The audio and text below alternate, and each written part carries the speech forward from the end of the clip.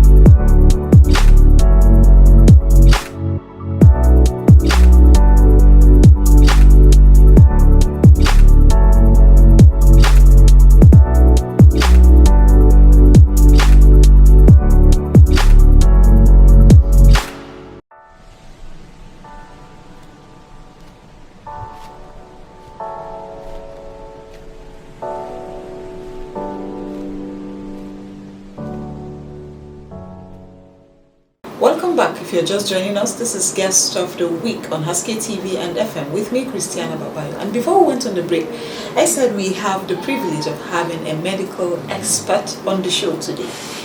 I earlier announced him as the president of the Association of Resident Doctors Taraba State Chapter. He is also the vice president, Nigerian Medical Association Taraba State Chapter. Well, he will do us the honors of introducing himself shortly before we begin the program. So, Doctor, please tell us a brief about yourself. Okay, I am Dr. Isaiah Unato, a medical doctor, like said earlier, and of course I practice here in Taraba State.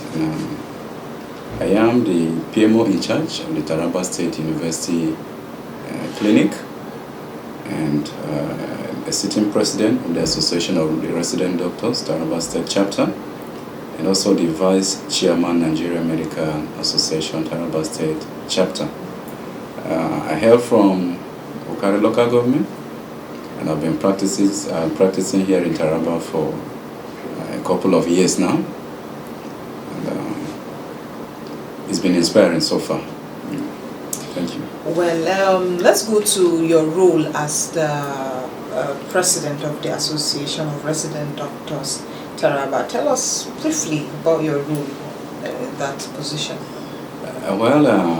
Resident doctors, of course, they are a group of doctors that we know they are out there undergoing, doing their work, and at the same time doing some researches and also undergoing further studies to improve healthcare delivery in Nigeria. And of course, as their leader here in Taraba State, I ensure that I pilot any affairs that has to do with them. I lead them to, see the government functionaries to ensure that their welfares are taken care of. And we are also, a body that is out there to ensure there is improvement in the healthcare delivery in the state, the infrastructure. Whenever we see any challenges that is bedeviling the health sector, it is pertinent for us to raise those concerns and to approach the appropriate authority to confront those problems and handle them appropriately. So by and large, as the president of the resident doctors, of course, I'm out there to ensure the welfare of my members are well taken care of. I lead them in offering services to the community to ensure that everything goes on smoothly. The functions they are quite vast. So I cannot be here and tell you all the functions that of course that I do. We will not even be able to exhaust it at this particular time. But one may wonder why the medical field, because it's safe to assume that you could prosper in any other field of endeavor. Why did you choose the medical field? By virtue of being a doctor, doctors were trained to adapt to any condition, and on the normal day, every doctor on the average is above average. That is the assumption, and it seems to be true to some extent. I would have succeeded very well in other fields, but I chose to be a doctor because it's been a childhood dream. I remember many years ago, around the early 90s, when one day my dad called me and said, I'd like you to be a medical doctor when you grow up. And it was like a prophecy, okay? From there I proceeded. I was in nursery school at that time. I went to the primary school. Of course, I was doing very well. And there in the primary school, I was the best student in my class. Ordinarily, I was supposed to be given the position of the head boy when I got to primary 6. But because of how small I was somehow, they gave it to the person that was considered next to me, and I was given the health prefect. So you can see that the journey in the health line started right from primary school. And from there I moved to secondary school. And of course my performance was quite good, and I was also given the health prefect again. So you can see the journey has been along the line of the health sector. And I have passion for humanity. I have passion to ensure that people live well. That is what inspired me to go into the medical line. And while I was undergoing training, I met some senior doctors that really inspired me to focus on my studies and to ensure that I graduate and be a doctor. And that is what I've done. And to the glory of God today, I am one. And I can confidently say that I'm doing well to a good extent. I am affecting a lot of lives positively. And I know there are still several things to do. And by the grace of God, we'll continue doing them. That is quite interesting. It seems to be a calling from childhood up to this present moment. Well, you have quite a number of portfolios, so we'll try as much as we can to touch each of them as very briefly as we can. Now, as principal medical officer in the State University Clinic, you met the clinic at a particular stage that it was, I believe, before you took over office. Now, what are some of the things now that you're particularly proud of that now exist in the State University Clinic? I would like to first and foremost acknowledge the foundation laid by my predecessor, Dr. Bako Ali Stephanus, who is now the DG TACA.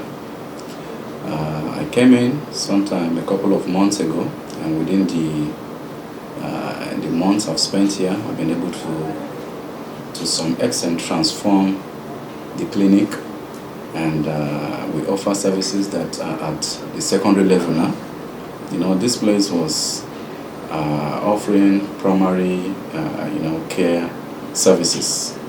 But my coming here, I've been able to, revive the theater.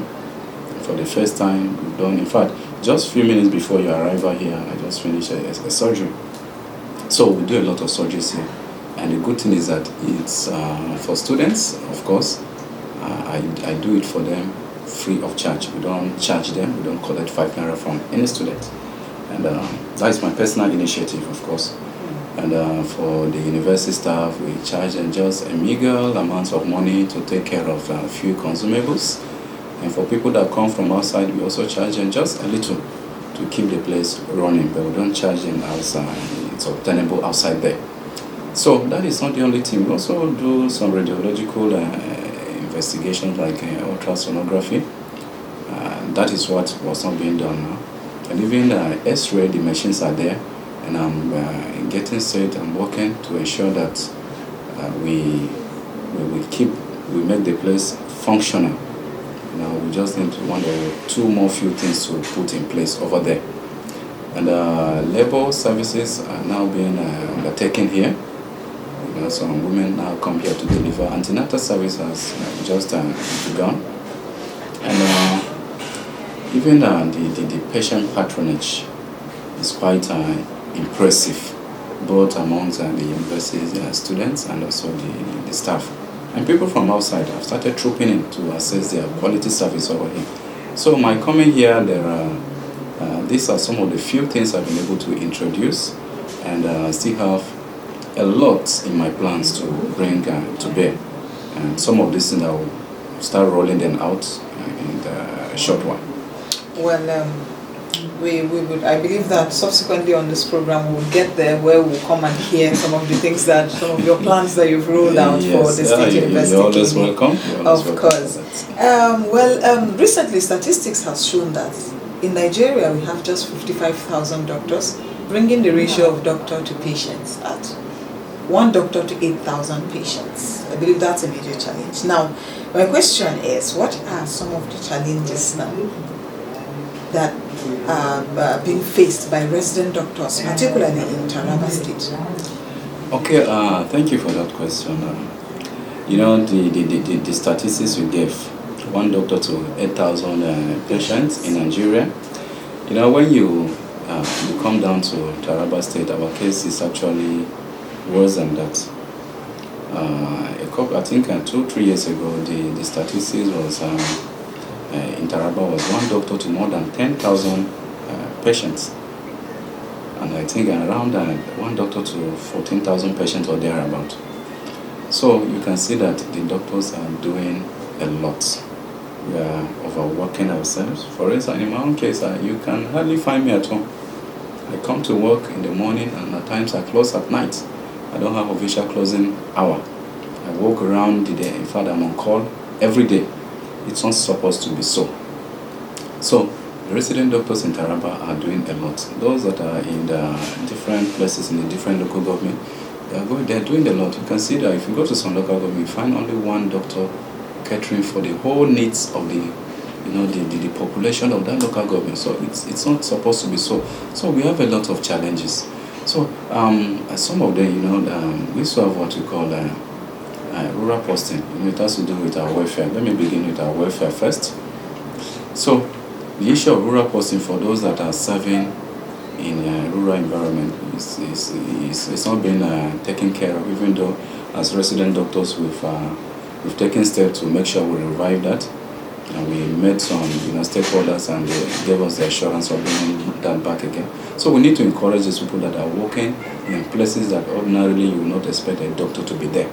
But because of love for humanity, you find them there offering their services to the people there. So we need to encourage them. Also, the issue of call duty allowance. A couple of months ago, some doctors had their call duty allowance removed, I would say erroneously. The senior doctors, some of them have been working, and they are now working in some agencies, ministry and parastatals. Of course, these people, they still go to the clinic at times to see what the younger doctors do, to advise them, and at times they also take part in the work the junior doctors are doing. So their call duty being removed is uncalled for. So it's a challenge to us in Taraba State, and we're working to ensure that they restore that back to them. And the issue of delay in payment of salary of some doctors that have been engaged recently, it's quite wrong, and it's been in the system for some time now. Now, when the doctor gets employed, at times you get to work for 2, 3, at times even 4 months before your salary starts coming. It's actually wrong. The economic hardship is biting hard. And it is uncalled for to see a doctor working every day, and he's not being paid salary, and he has to wait for 2-3 months before the salary will start coming. Doctors do a lot of that. Is just the truth. Doctors do a lot of work.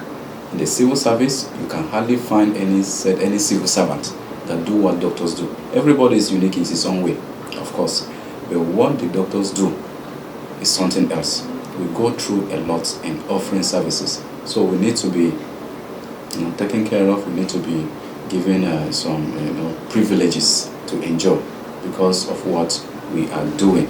And also the issue of hazard allowance, it's been revised for a long time. But in Taraba State, we still collect roughly 4,500 or thereabout. But what is supposed to be there on paper is 5,000. But that is not even the case. The hazard allowance has been reversed. If you go to the federal level, people are being paid over 30,000 naira for the hazard allowance. But here it is not like that. So the allowances are several. But our challenges are not only limited to our welfare. We are also interested in improvement of welfare and also studies. So there is this Medical Residency Training Act that has been passed into law, and a lot of people are enjoying it at the national level. We have some doctors here that are choosing, to further their studies. They embark on the full residency program. Ordinarily, they're supposed to be supported, by some amount of money to cater for their exams and also to help them do some researches. But those who have gone there on Supra, there's a concept of Supra, what we call Supra, from Taraba State, they don't enjoy that, while their counterparts in other places enjoy that. So it's a big challenge to us. And the issue of the welfare of the general population is also our problem too. We want infrastructural improvement. If you go to Taraba State Specialist Hospital, which is the biggest health facility we have, you will be ashamed to some extent of what you will find there. The infrastructure has decayed over time. And as resident doctors, it's a big challenge to us. We want to see that place revived. We want to see equipment and machines that will make our work easier. We want to see, more staff employed there. Because a couple of months ago, there are very few doctors there. If you go to some department, you see maybe 2 or 3 doctors only working there. These people are overworking themselves.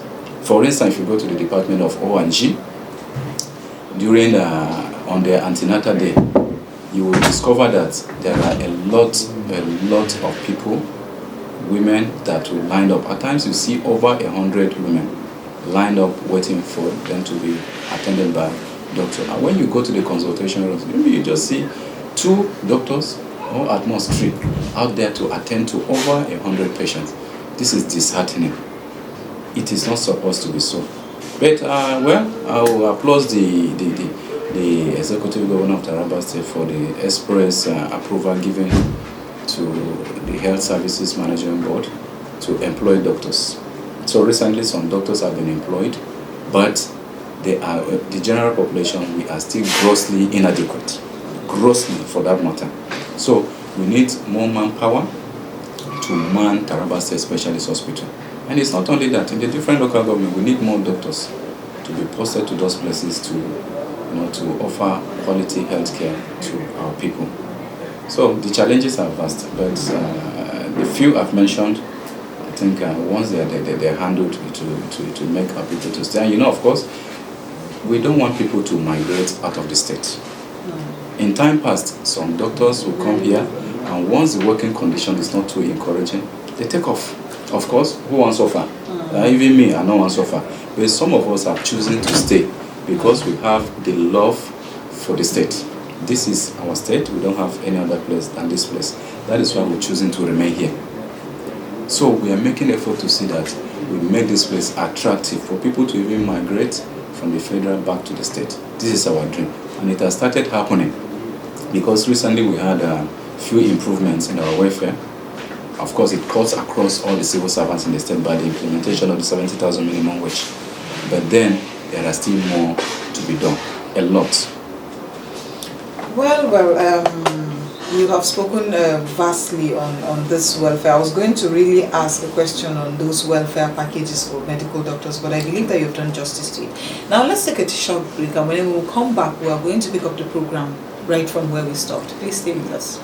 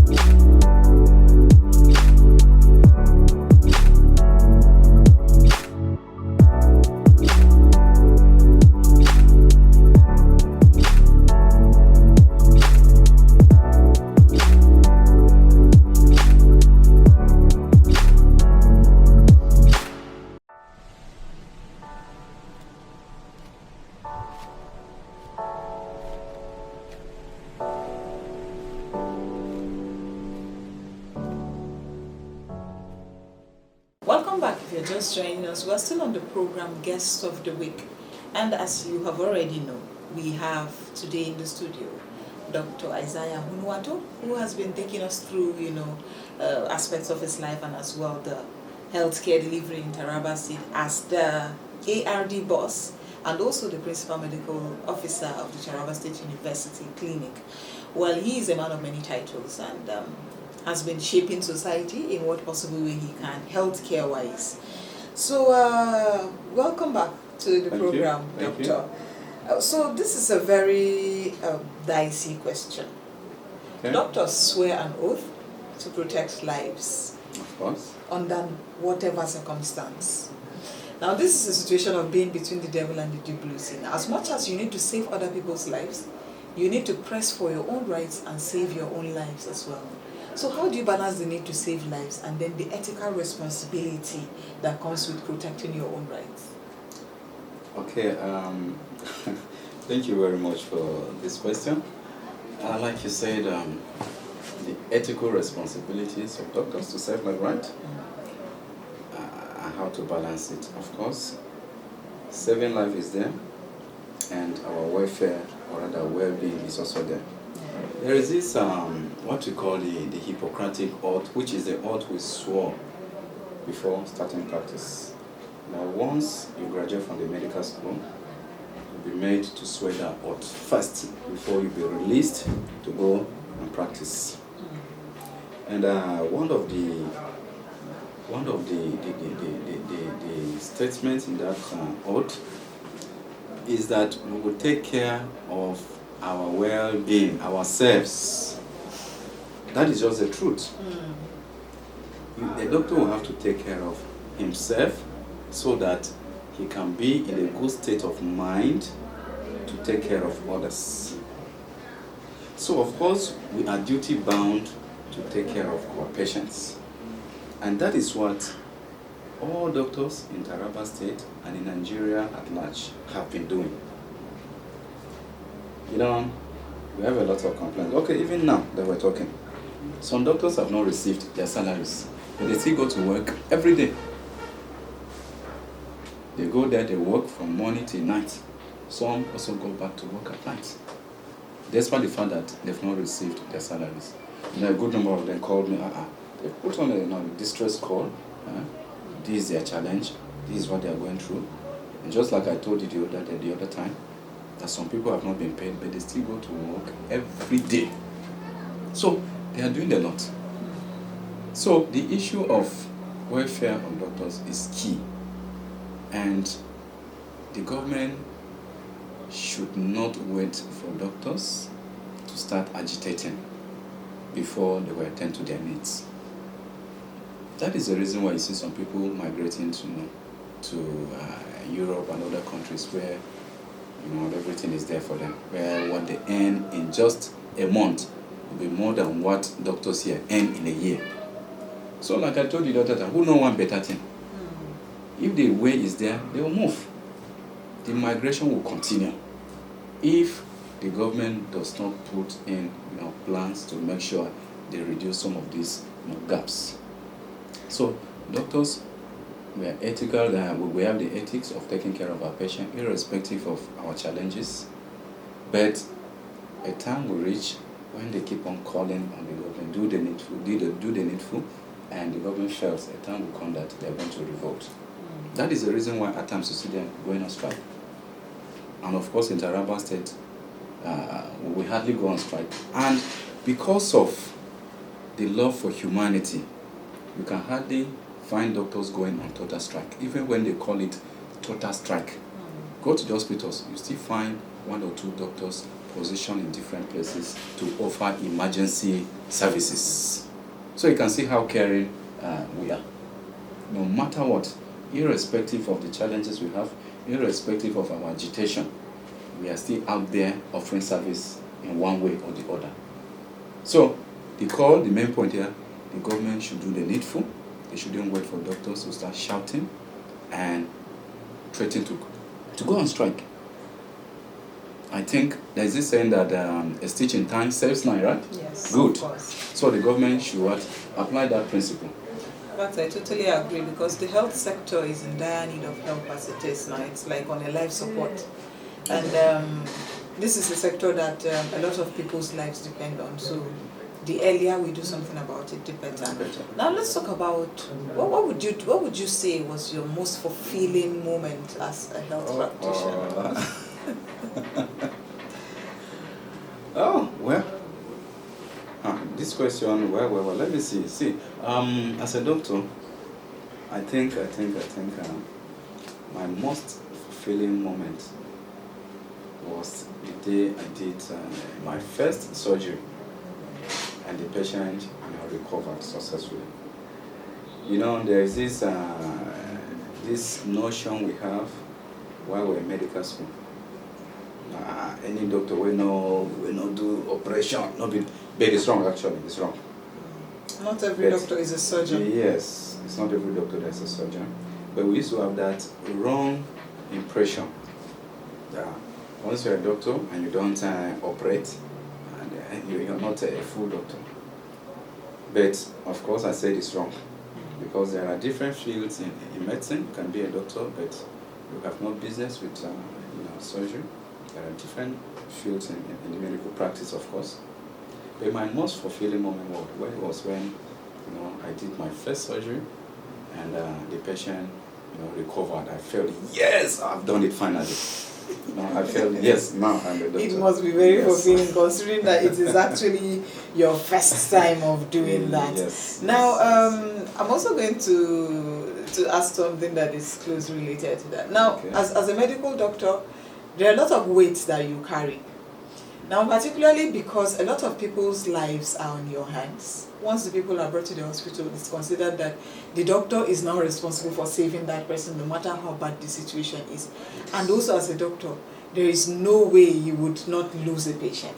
Of course. You get to lose a lot of your patients, some that you have developed some kind of attachments to, Yes, somebody bond. you really want to save. Yes. And then yes. the person ends up dying. So because of that, there's a lot of pressure that comes with that. And then let's not talk about the 24 hours being on call, like you said, occasioned by the Japa syndrome, because Yes. doctors are now overworked yet Yes. underpaid. Yes. So how do you relax and you unwind? Because they said all work and no play makes Jack a dull boy. And we need doctors to be in the right frame of minds when they're in the hospitals. So how do you relax and unwind so that you wake up tomorrow feeling strong and ready to work? Well, relaxation is very important. It's key, to allow us recover. Because, like you mentioned earlier on, as a doctor, whenever I lose any patient, it takes me, days to recover from that. Because I wish I have the power to stop, death completely. I remember many years ago when I started housemanship. The very first day I started that program, a patient died in a ward. And guess what? The patient was in distress. I was struggling to see what I could do. And the last word of this patient was, "Nobody more could do now." And like joke, that patient died.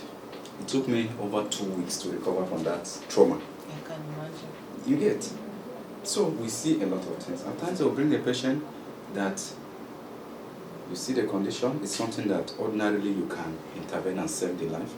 But because of there are some challenges, maybe in terms of some equipment that you don't have, maybe before you talk of referral or do one or two things, the patient would die. The challenges are there. So at times when things like this happen, it traumatizes us a lot. So of course we need things to do and relax. In those days, they'll take you for vacation. You travel to UK, you relax sometimes. But now, who go even that? That's why at your own level now, you need to provide that for yourself. Personally, I relax at times, by going for some social gathering. Of course, I'm a young person, I'm full of life, I do a lot of work and I do it diligently. But once in a while, I create time for social activities. Of course, I party once in a while, but not the wild party per se. Yes, there is a moderate one. and I hang out with friends, social gatherings, and of course, if the occasion calls for dancing, I dance and forget about my sorrow.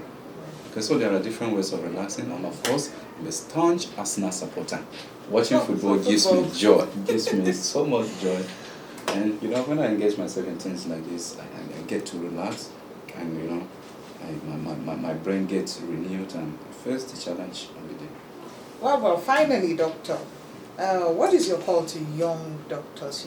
We have a very, in this generation now, we see a lot of very young people coming into the medical profession. Yes. And then for some reason, some coming at a very young age, so much so that they feel that they have arrived in life just by, Pediatric doctor? Yes. So what call do you have for this? As somebody who has gone through the ranks, you have gone so far in the medical field, you are considered an expert now and a consultant even. What would you say now to young doctors coming into the field? Okay, let me correct that notion. I'm not a consultant. No, I said I would call you a consultant because I believe that to get to this point, doctor, you must have worked this particular position. I've paid my dues to some extent, of course, and I've come a long way, but I still have a longer way to go. Okay, so my advice to the younger ones coming up, you should look at this profession as a call to serve. Of course, as a doctor practicing in Nigeria, you will not lack the little to eat and to drive one smoker, of course. But they shouldn't look at it as a money-making avenue. Of course, once you're a doctor, it sets you on a pedestrian where you get to meet a lot of people, you get a lot of opportunities. So they can leverage on some of these privileges, to diversify. You can be a doctor and doing business if you want to be rich. I wouldn't like to cite example of few that we have here in Taraba State. But if you want to succeed, diversify. Salary of a doctor is something to write home about. And all the people believe that once you're a doctor, you have all the money. So, all problems from your village, they will direct it to you. Problems around you, they'll direct it to you. So you will get to see yourself settling bills every now and then. So, young doctors, make sure that you are being, relied upon. So you have to double your hustling. If your plan is to go for, further studies, you go. If it is to move out of the country to seek for greener pasture, I will not discourage you. Please go. When you make the money, you can come back and invest in the state and make life better for people. Thank you. Well, thank you very much for those encouraging words. I do hope that our pediatric doctors, how do you call them? Young doctors, rather. I do hope that our young doctors they would take this from somebody who has excelled in this field, and hopefully they would learn to know that they need to pay their dues to get to where they need to be. Of course. Well, thank you so much for joining us on the program, doctors. Thank you so much for your time despite your busy schedules. We appreciate it, and we hope that next time when we come here, we'll be talking on a much higher level. No problem. Where you would also share your insights and throw back to days like today and tell us how it has been. Yeah. So to our dear viewers, we hope that you have also had an interesting time with me, Christiana Baba, in the studio host, and of course the wonderful Dr. Isaiah Hunuwato. Thank you so much for joining us. Do join us again next time on the show, Guest of the Moment on Husky TV and FM. I am Christiana Babayo from all of us at the production crew. Thanks for joining us.